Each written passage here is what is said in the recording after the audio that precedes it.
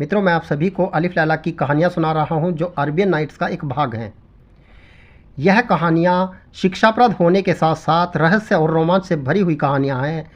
आज की कहानी है नाई के छठे भाई की कहानी।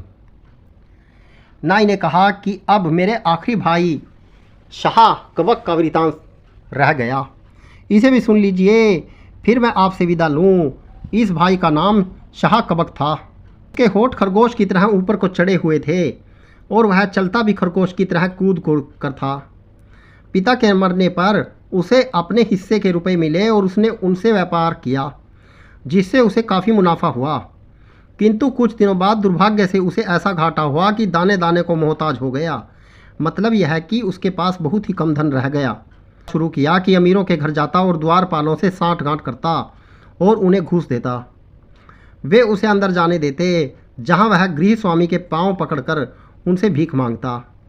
द्वारपाल भी कहते कि बेचारा वास्तव में अत्यंत दुखी है, इसे जरूर कुछ दे दीजिए।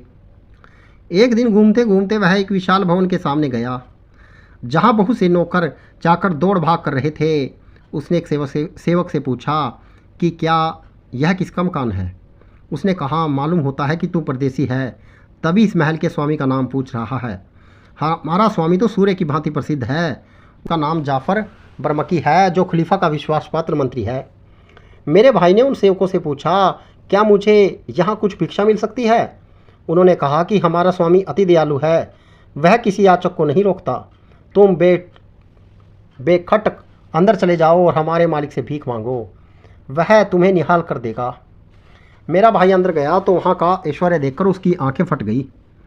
महल बहुत बड़ा था और अत्यंत मूल्यवान वस्तुओं से सजा हुआ था।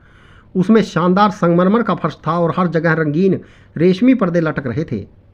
कई दलानों और वाटिकाओं से होता हुआ मेरा भाई एक दलान में पहुंचा, जहां बहुत से नौकर चाकर थे और एक वृद्ध पुरुष एक सोने के काम वाली गद्दी पर बैठा था। मेरा भाई समझ गया कि यही वर्मकी है और उसने प्रणाम किया तो वर्मकी बोला, क्या चाहते हो। मेरे भाई ने उसे झुककर सलाम किया और कहा, सरकार, मैं निर्धन मनुष्य हूँ और आप जैसे ऐश्वर्यवान व्यक्ति से कुछ मांगने आया हूँ। बर्मकी इस बात से खुश हुआ और उसकी दीनहीन दशा को देखकर बोला कि आश्चर्य है कि हमारे बगदाद शहर में भी कोई ऐसा निर्धन व्यक्ति है। मेरा भाई यह समझा कि यह मुझे बहुत कुछ देगा और उसने बर्मकी को बहुत आशीर्वाद दिया। उससे कहा कि मैं तुम्हें ऐसा दान दूंगा जिसे तुम जीवन भर याद रखोगे। फिर मेरा भाई बोला कि मैं सौगंध पूर्वक कहता हूँ कि मैंने अभी तक कुछ नहीं खाया। बर्मकी बोला, यह तो बड़े दुख की बात है कि तुम अत्यंत भूखे भी हो, तुम्हारे लिए अभी भोजन मंगवाता हूँ। यह कहकर बर्मकी ने जोर से आवाज़ दी, छोकरे हाथ धोने के लिए पानी ला। न कोई छोकरा आया न पानी, किंतु बर्मकी अपने हाथ ऐसे मल मर कर धोने लगा जैसे कि उन पर कोई पानी डाल रहा हो। उसने मेरे भाई से कहा कि तुम भी आगे आओ और हाथ धो। मेरे भाई ने सोचा कि बर्मकी परिहास प्रिय है, वह भी आगे बढ़कर झूठ मूठ हाथ धोने लगा। फिर बर्मकी बोला कि अभी भोजन भी आ रहा है। कुछ क्षणों के बाद वह अपने मुंह तक हाथ ले गया और ऐसे मुंह चलाने लगा जैसे ग्रास को चबा रहा है। उसने मेरे भाई से कहा कि तुम भी खाओ, संकोच क्यों कर रहे हो, इस घर को अपना ही समझो। मेरा भाई जो वास्तव में भूखा था, इस झूठ मूठ की दावत से कुड़ कर रह गया और कुछ न बोला। बर्मकी ने कहा, क्या बात है, क्या तुम्हें यह शीर माल और यह कबाब अच्छे नहीं लगते, तुम खा क्यों नहीं रहे हो। मेरे भाई ने कुछ और उपाय न देखकर बर्मकी की भांति ही झूठ मूठ खाना शुरू कर दिया। कुछ देर बाद बर्मकी ने पुकार कर कहा, सच कहो, तुमने ऐसा स्वादिष्ट चकोर और बटेर का मांस कभी खाया है। फिर इसी प्रकार उसने झूठ मूठ बत्तख का मांस खाया और खिलाया। फिर बर्मकी बोला कि देखो यह मुर्गे का कैसा स्वादिष्ट मांस है, एक टांग और एक बाजू तुम भी लो। फिर कहा, देखो यह बकरी के बच्चे का भुना मांस है, उसे भी उसने झूठ मूठ खाया और खिलाया। इस प्रकार कई प्रकार के कल्पित व्यंजन उसे मंगवाए और झूठ मूठ खाए और खिलाए। फिर एक व्यंजन को एक ग्रास लेकर मेरे भाई के मुंह की ओर ले गया और कहा कि इसे मेरे हाथों से खाओ। शाह कबक ने उसे झूठे ग्रास को चबाया और कहा, वास्तव में इसका स्वाद अद्वितीय है। बर्मकी बोला, मैं पहले ही कहता था कि तुम इसे पसंद करोगे। अच्छा, अब एक और चीज़ खा कर देखो। यह कहकर वह फिर एक हवाई ग्रास शाह कबक के मुंह की ओर ले गया। शाह कबक ने यूं ही मुंह चला कर कहा, वाह, इसके स्वाद का क्या कहना, यह भी पिछले व्यंजन से कम नहीं है। इसमें से अंबर, लौंग, जायफल और जावित्री की सबकी सुगंध आ रही थी और कोई सुगंध किसी दूसरी सुगंध को दबा नहीं रही है। बरमकी बोला कि जी भर कर इसे खाओ। फिर बरमकी ने छोकरे को, जो कहीं उपस्थित नहीं था, आवाज़ दी कि खाने के बर्तन उठा लो और फल ला। फिर भाई से कहा, यह बादाम आज ही तोड़े गए हैं। इसके बाद ये दोनों काल्पनिक रूप से बादामों को तोड़कर उनका छिलका फेंककर गुद्दा खाने लगे। इसी प्रकार और भी भांति भांति के मेवे और फलों की बरमकी ने झूठ मूठ खाया खिलाया। शाह कबाब ने खूब तारीफ़ की और कहा कि बहुत ही स्वादिष्ट चीज़ें खाने को मिली, जिनसे मुंह थक गया लेकिन मन न भरा। अब बरमकी ने मुस्कुरा उसकी ओर हाथ बढ़ाया और कहा कि यह मदिरा पियो। शाह कबाब ने कहा कि हमारे परिवार में मदिरापान वर्जित है, किंतु बरमकी की बार बार जोर देता रहा तो उसने झूठ मूठ का प्याला अपने गले में उड़ेल लिया और कहा, मालिक, मैंने सुना है कि शराब में नशा होता है, मुझे तो बिल्कुल नशा नहीं चढ़ा। बरमकी ने कहा कि अब मैं तुम्हें एक नए प्रकार की तेज़ शराब पिलाता हूँ। यह कहकर उसने एक काल्पनिक प्याला मेरे भाई की ओर बढ़ाया। उसने उसे झूठ मूठ पी लिया और मधप की तरह चेष्टाएं करने लगा। कुछ देर में उसने बरमकी को एक घूसा मारा, फिर एक और घूसा मारा। तीसरी बार बरमकी ने उसका हाथ पकड़ लिया और कहा कि तू पागल हो गया है। मेरे भाई ने ऐसा हाव भाव दिखाया जैसे नशे से चौका हो। फिर वह हाथ जोड़कर बोला, सरकार, मुझसे बड़ा अपराध हुआ। आपने मुझे इतने सुस्वादु व्यंजन खिलाए और मैंने आपके साथ ही ऐसी धृष्टता की, किंतु आपने मुझे तेज शराब ही पिला दी। मैंने आपसे पहले ही निवेदन किया था कि मेरे परिवार में मद्यपान नहीं होता है और मुझे इसकी आदत नहीं है। इसी के नशे में मुझसे भूल हुई, मुझे क्षमा करें। बरमकी की यह सुनकर क्रुद्ध होने के बजाय हंस पड़ा और बोला, मुझे बहुत दिनों से तेरे जैसे मनुष्य की ही तलाश थी। मैं तेरा अपराध इस शर्त पर क्षमा करता हूँ कि तू यहीं हमेशा मेरे साथ रहे। अभी तक हम लोगों ने झूठ मूठ का भोजन किया, अब सचमुच का करेंगे। यह कहकर उसने सेवकों को आज्ञा दी और वे सब एक एक करके वही व्यंजन लाए जिन्हें अब तक बरमकी ने झूठ मूठ खाया और खिलाया था। फिर और मेरे भाई ने रुचि पूर्वक वे स्वादिष्ट व्यंजन पेट भर खाए। फिर बर्तन उठाए और उत्तम मदिरा के पात्र लाए। मद्यपान के बीच ही कई रूपसी नवयुवतियाँ आई और उन्होंने सुरीले वाघों के साथ मधुर स्वर में देर तक गाना बजाना किया। मेरा भाई इन बातों से स्वभावत ही बड़ा प्रसन्न हुआ। उसने बरमकी की उदारता की बड़ी प्रशंसा की और उसे बहुत आशीर्वाद दिया। बरमकी ने कहा कि अब तुम यह फटे पुराने कपड़े उतारो और कायदे के कपड़े पहनो। यह कहकर उसने सेवकों को आज्ञा दी कि इसके लिए नए कपड़े लाओ। वे बरमकी के अपने वस्त्रागार से बहुमूल्य वस्त्र शाह कबक के लिए ले आए। बरमकी ने मेरे भाई को हर तरह से बुद्धिमान और व्यवहार कुशल पाया और अपने घर का सारा प्रबंध उसके सुपुर्द कर दिया। इस प्रकार वह बड़ा संतुष्ट और प्रसन्न होकर बरमकी के महल में रहने लगा, किंतु उसके इस सौभाग्य ने बहुत दिन तक उसका साथ न दिया। खलीफा ने बरमकी के मरने पर उसकी सारी संपत्ति और धन जब्त कर लिया। मेरे भाई ने जो संपत्ति अर्जित की थी वह भी उसने छीन ली गई। वह बेचारा अपना थोड़ा सा बचा हुआ रुपया लेकर व्यापारियों के एक दल के साथ विदेश को चला कि कुछ व्यापार करें, किंतु रास्ते में डाकों ने उन सब व्यापारियों पर हमला करके उन्हें लूट लिया और उन्हें गुलाम बनाकर बेच दिया। मेरा भाई भी एक जंगली आदमी के हाथ बेच दिया गया। वह जंगली उसे मारता पीटा करता और कहता कि मुझे इतने रुपए दे तो तुझे आज़ाद करूं। मेरे भाई ने कसम खाकर कहा कि मेरे पास एक पैसा भी नहीं है। इस पर उस जंगली ने छुरी निकालकर मेरे भाई के होंठ चीर डाले। इस पर भी उस पर दया न की और होंठ ठीक हो जाने के बाद उसे कठिन परिश्रम के काम पर लगा दिया। बेचारा इसी तरह दुख से जीवन बिताने लगा। उस जंगली की पत्नी बड़ी सुंदर थी। जब वह लूट मार करने जाता तो अपनी पत्नी की रक्षा का भार मेरे भाई पर छोड़ जाता था। पति के जाने के बाद वह स्त्री शाह कबक से बड़ी मीठी मीठी बातें करती, उसकी हर ज़रूरत का ध्यान रखती और बड़े आकर्षक हाव भाव दिखाती। शाह कबक समझ गया था कि यह मुझे चाहती है और मेरे साथ भोग रखती है, किंतु अपने जंगली मालिक के डर से शाह कबक उससे अलग ही रहता और जब एकांत में वह उसे आकर्षक हाव भाव दिखाती तो आंखें नीचे कर लेता।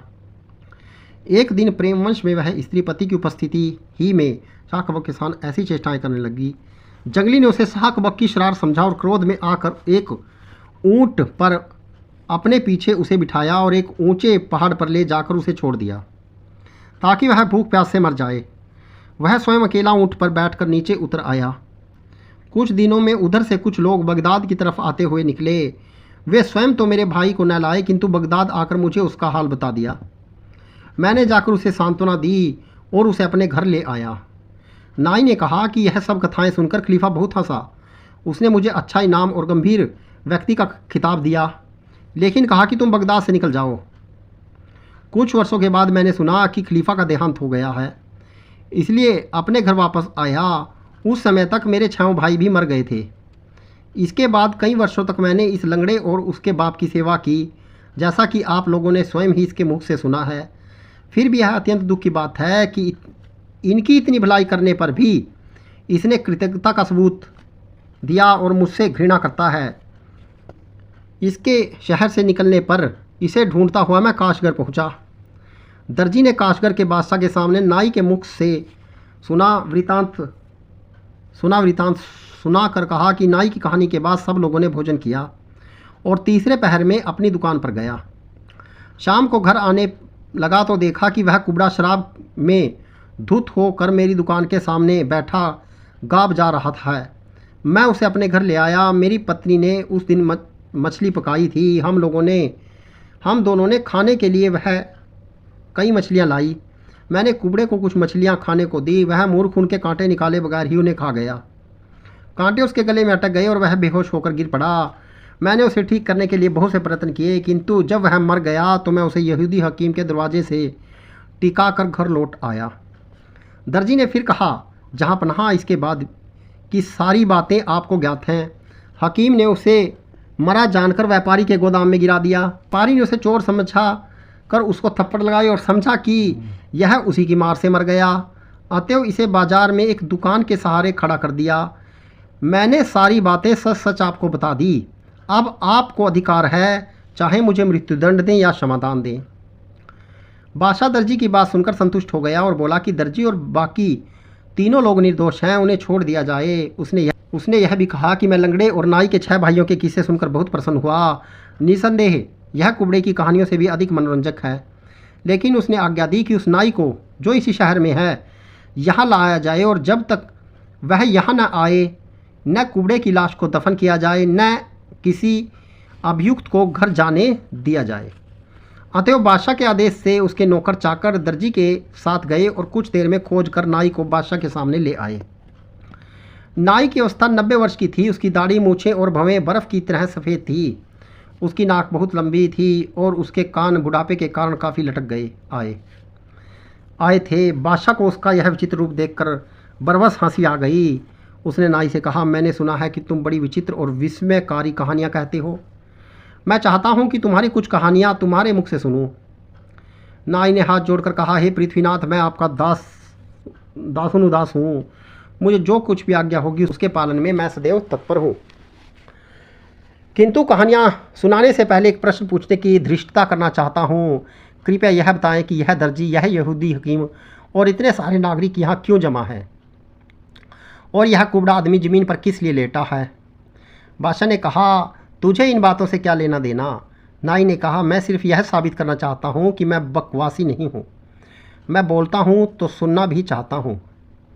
बादशाह उसकी यह बात सुनकर हंस पड़ा और उसे पूरी घटना बताई कि किस तरह कुबड़े की हत्या के अपराध में 4 आदमी फांसी चढ़ाए जाने वाले थे। नाई यह कथा सुनते समय गंभीरतापूर्वक सिर हिलाता रहा, जैसे वह सब समझ रहा है और किसी ऐसे भेद को पा गया जो वह अपने हृदय में छुपाए है। फिर उसने बादशाह से कुबड़े को देखने की अनुमति चाही। अनुमति मिलने पर वह उठकर कुबड़े के पास गया और बहुत देर तक उसके शरीर का निरीक्षण करता रहा और नाड़ी, आंखें आदि देखता रहा। यकायक वह बड़े जोर से हंसा। वह हंसता ही रहा और हंसते हंसते पीठ के बल गिर पड़ा। उसे यह भी ध्यान न रहा कि बादशाह के सामने इस प्रकार हंसना बड़ी उद्दंडता है। उठने के बाद भी बहुत देर तक हंसता रहा। फिर बोला, सरकार, इस कुबड़े की कहानी तो ऐसी है कि स्वर्ण अक्षरों में लिखवा कर रखी जाए। लोग उसकी बात सुनकर आश्चर्यचकित हुए और कहने लगे कि या तो इस नाई का मस्तिष्क फिर गया या बुढ़ापे के कारण इसकी मति मारी गई है। बादशाह ने भी विनोदपूर्वक कहा, हे अल्पभाषी बुद्धिसार महोदय, आपको इतनी हंसी किस कारण आ रही है? नाई ने कहा, पृथ्वीपाल, मैं आपकी न्यायप्रियता और क्षमाशीलता की सौगंध खाकर कहता हूँ कि यह कुबड़ा मरा ही नहीं है। मैं इसे ठीक कर सकता हूँ। आप अनुमति दें तो मैं इसका इलाज करूँ। अगर मैं सफल ना हूँ तो फिर आप मुझे दुर्बुद्धि या विक्षिप्त जो भी चाहें ठहराएं और जो दंड चाहें वह दें। बादशाह से अनुमति पाकर नाई ने अपना संदूकचा खोला और उसमें से एक तेल निकालकर कुबड़े के हाथ और गले पर कुछ देर तक मलता रहा। फिर उसने एक औजार से कुबड़े का मुंह खोला और एक चिमटी से उसके मुंह के अंदर डालकर उसके गले में अटका मछली का कांटा पकड़ा और जोर लगाकर उसे बाहर निकाल लिया। उसने कांटा सभी उपस्थित व्यक्तियों को दिखाया। कुछ ही देर में कुबड़े के हाथ पैरों में हरकत हुई और उसने अपनी आंखें खोल दी। इसके अतिरिक्त भी उसके शरीर में जीवन की कई चिन्ह दिखाई दिए। काशगार का बादशाह और सारे उपस्थित व्यक्ति इस बात को देखकर घोर आश्चर्य में पड़ गए कि एक पूरे दिन रात मुर्दों के समान पड़े रहने के बाद भी कुबड़ा यकायक जी उठा। सभी लोगों को इस बात से खुशी हुई। बादशाह ने आज्ञा दी कि कुबड़े की तथाकथित मृत्यु की घटना और नाई की यह कही हुई कहानियाँ लिपिबद्ध की जाएं और शाही ग्रंथागार में रखी जाएं। उसने यह भी आज्ञा दी कि चूंकि दर्जी, यहूदी हकीम, मुसलमान व्यापारी और ईसाई को कुबड़े की वजह से बड़ा मानसिक और शारीरिक कष्ट सहना पड़ा है, इसलिए इन लोगों को शाही खजाने से काफ़ी इनाम देकर विदा किया जाए। उसने तीसरी आज्ञा यह दी कि नाई का कुछ मासिक वेतन नियत करके दरबार में रख लिया जाए ताकि वह अपनी कहानियों से हमारा मनोरंजन करे। मंत्री की बेटी शहरजाद इस संपूर्ण कथा को कहने के बाद चुप हो गई। दुनियाजाद ने कहा, दीदी, यह तो बहुत अच्छी कहानी थी। मैंने तो समझा कि बेचारा कुबड़ा मर ही गया होगा। वास्तव में नाई बहुत ही कुशल और बुद्धिमान था कि उसने उसे जीवन दान दे दिया। हिंदुस्तान के बादशाह शहरयार ने कहा कि मैं इसी कहानी को सुनकर, विशेषतः लंगड़े और नाई के वृतांतों को सुनकर अत्यंत प्रसन्न हूँ। शहरजाद ने कहा, यदि बादशाह सलामत मुझे आज प्राण दान दें तो मैं बका के पुत्र अब्दुल हसन और खलीफा हारून रशीद की प्रेसी सुमन शिहार की कहानी सुनाऊंगी। यह कहानी कुबड़े की कहानी से भी अधिक मनोरंजक है। उस कहानी के सुनने की इच्छा के कारण बादशाह ने उस दिन भी शहरजाद का वध न करवाया। वह दिन भर दरबार में बैठकर अपने राज्य प्रबंध में लगा रहा और रात को आकर शहरजाद के साथ सो गया। दूसरी सुबह होने पर एक पहर पहले दुनियाजाद ने शहरजाद को जगाकर कहा कि अब वह कहानी सुनाओ जिसे सुनाने को कहा था। शहरयार भी जाग गया और कहानी सुनने को उत्सुक हो गया। शहरजाद ने कहना शुरू किया।